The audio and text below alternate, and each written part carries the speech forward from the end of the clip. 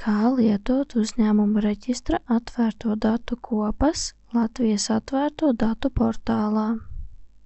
Saite ir data.gov.lv.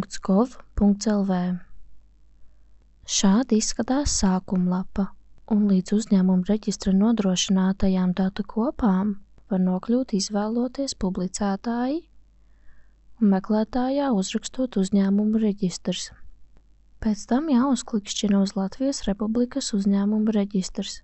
Atverās lapa, kurā redzamas visas uzņēmuma reģistra nopublicētās datu kopas.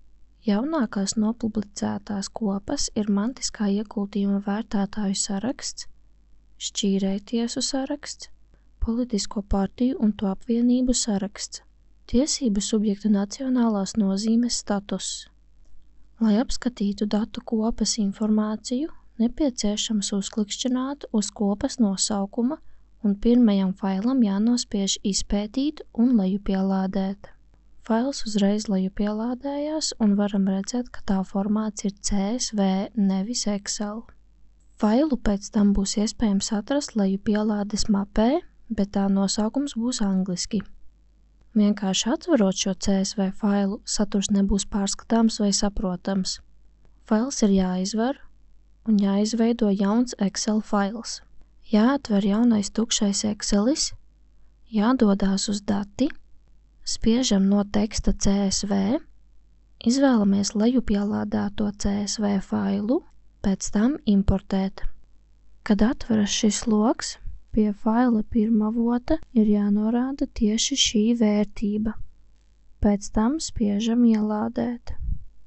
Tagad faila saturs ir pārskatāms un saprotams.